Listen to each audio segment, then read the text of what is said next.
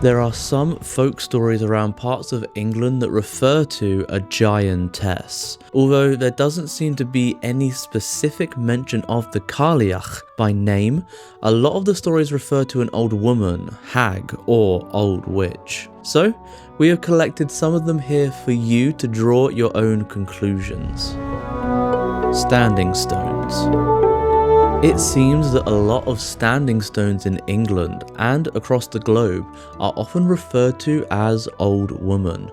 Most of them have little or no legends or stories to go with them, but maybe they do refer to the ancient goddess, the Callieach, when she is turned to stone. The Old Woman stone on Bamford Moor, Derbyshire, and another Old Woman stone in Cornholm, West Yorkshire are just two examples. There is also a huge stone on the western boundary of Pevensey in Sussex. Folklore says that an old woman was bringing the stone as her contribution to the foundations of Pevensey Castle. On the way, her apron strings broke and the stone dropped, so she left it there. Another apron string story.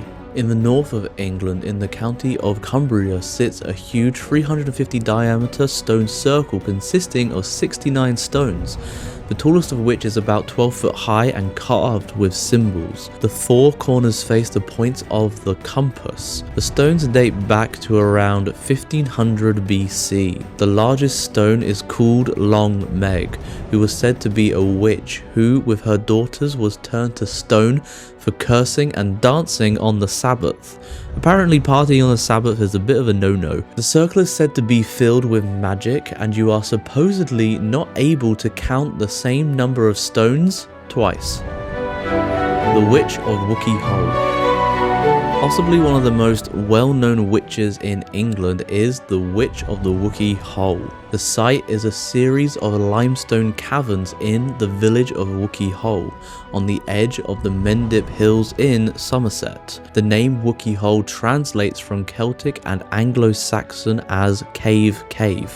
You can't get clearer than that. The caves have apparently been used by man for around 45,000 years, as tools and fossilized animal remains have been unearthed there from the Paleolithic period, and it seems it continued to be used through the Stone Age and Iron Age, as well as into Roman times in Britain. The witch in question is a roughly human-shaped stalagmite in one of the caves, and the legend has it that during the Dark Ages, an old woman lived in the cave with her dog and a herd of goats. All of the mishaps and illnesses in the nearby village were blamed on her. The locals believed she was a witch who spent her time cursing them. Well, the villagers understandably got a bit fed up and called in assistance from an abbot in Glastonbury Abbey. He sent a monk called Father Bernard to deal with the old woman. The monk entered the cave carrying a Bible and a candle, and as his sight adjusted to the dim light in the cave, he could just make out the old woman bending over her cooking pot. He tried to talk to her, but her response was to shout and scream curses and hex at him as she fled deeper into the cave and down a narrow passageway called Hell's Ladder. The monk, undeterred, followed and caught up with her in the dark inner cavern. Obviously, being a quick thinker, Father Bernard scooped up a handful of water from the river and ran through the cavern, said a few words over it as a blessing, and threw the water at the old woman. She was turned into stone on the spot, and that is where her stone figure stands to this day. Although there is no obvious connection to the Cailleach in this story, it is reminiscent of lots of old woman witch stories and perhaps stems originally from tales of the crone goddess. It is also another story where Christianity triumphs over witches. The Rollright Stones. The Rollright Stones are an ancient site on the Oxfordshire-Warwickshire border in England and consist of three main elements: the King's Men Stone Circle, the King's Stone, and the Whispering Knights. I have no idea whether these stones could be linked to the Cailleach, but there is the witch connection and it is an ancient site. Perhaps it is. Many stone circles are said to be the images of revelers who were turned to stone by the hand of God or the devil for wicked behaviour. such as dancing, on the Sabbath. They may have originated when Christianity was trying to win over the pagans, or maybe later by the Puritans, but I do wonder if these stories had their roots before then. The Rollright story was printed in 1586 and it goes like this. A king on his way to conquer all of England got as far as the Rollrights when he encountered an old witch and she challenged him. Well, he wasn't having any of that nonsense,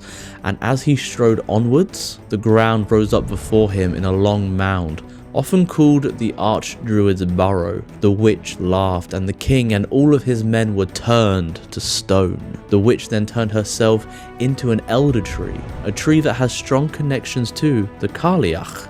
The stones are also connected to the world of fairy, as is the Cailleach, with the caves underneath the stone circle that house the fairy folk. The Petrifying Well.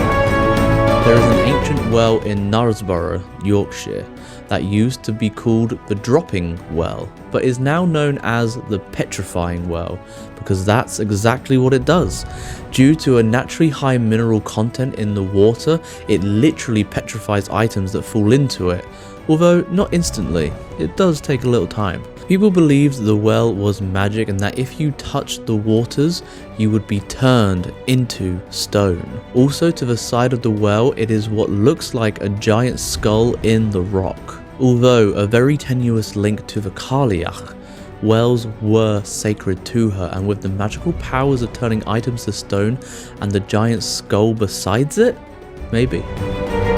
Kit's Coty.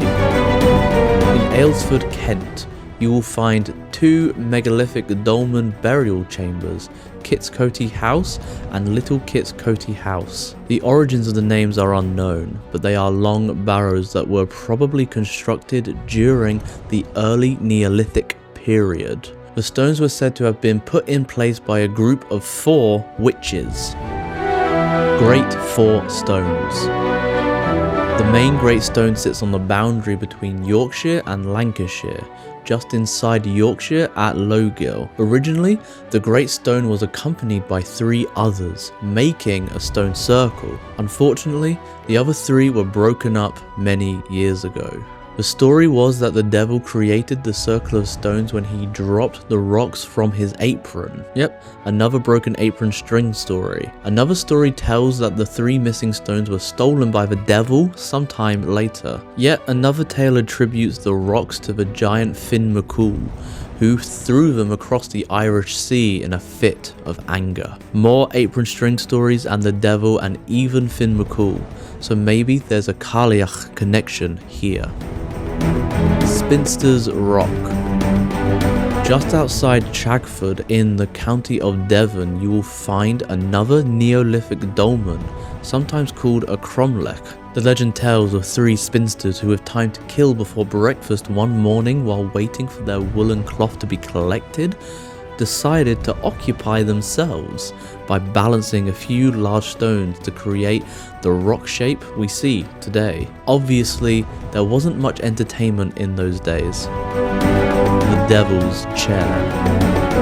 In the hills south of Pontisbury in Shropshire lies a ridge of stipper stones, and the most well-known of these is called the Devil's Chair. It is the highest point and the most imposing of the outcrops. Local legend tells that the devil was travelling across Britain from Ireland, carrying a load of rocks in his apron, when he felt tired and decided to rest a while. The stones were apparently going to be used to fill a valley on the other side of the stipper stones, called Hell's Gutter. However, as the devil arose from the ground after resting, his apron string broke and the rocks tumbled out. Being kinda lazy, the devil decided to not bother to pick up the stones and instead left them scattered across the ridge, with some of them forming the shape of a chair. It is said that when you visit on a hot day, you can smell the brimstone coming from the stones. The legend doesn't end there, because on the longest night of the year, the devil arrives to sit on his chair and puts out a call to all the local evil spirits and wicked witches, such a stereotype, and they then pick their king for the year ahead. As the devil didn't appear until Christianity arrived, this is possibly another story based on an earlier tale of a supernatural being, such as the Cailleach. especially as the story mirrors a lot of her tales and of course, those apron strings again. Old Woman's Well.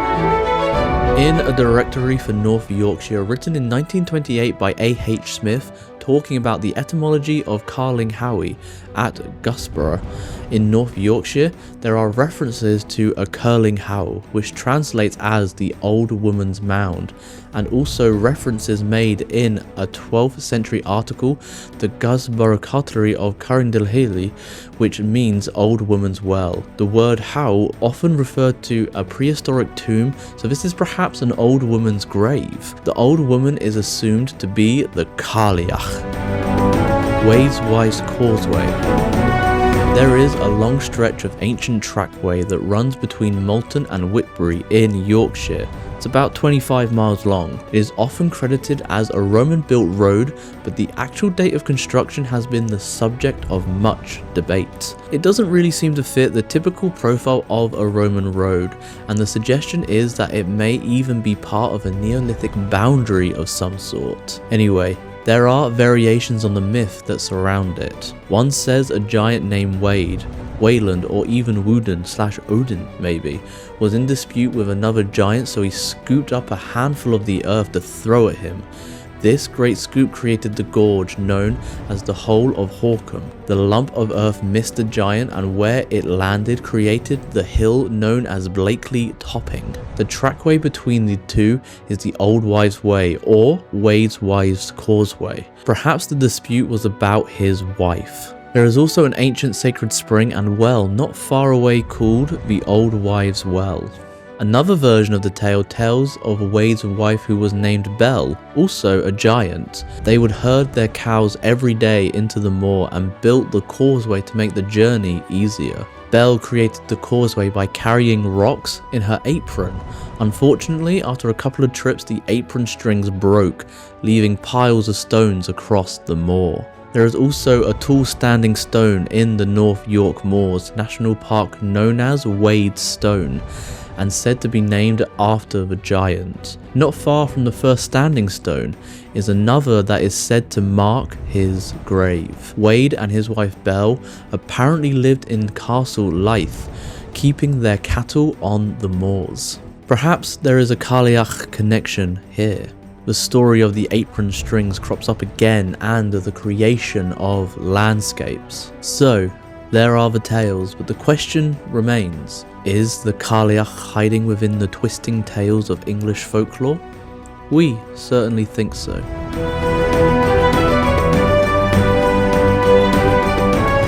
If you want to learn more about the Cailleach, then please take a look at our book, Pagan Portals, the Cailleach by Rachel Patterson, who also provided the words for this video. The Cailleach, goddess of the ancestors, wisdom that comes with age, the weather, time, shapeshifting, and winter. Within the pages of this book, Rachel Patterson gives the reader an introduction to the mysteries, myths, legends, and magic of the ancient hag goddess, the Cailleach, drawing upon ancient legends, stories told, and her own experiences. It's available from Moonbooks Publishing. Thank you so much for watching. A special thank you to our members. You too can become a member and gain week early access to videos just like this one. Hit the join button for more information.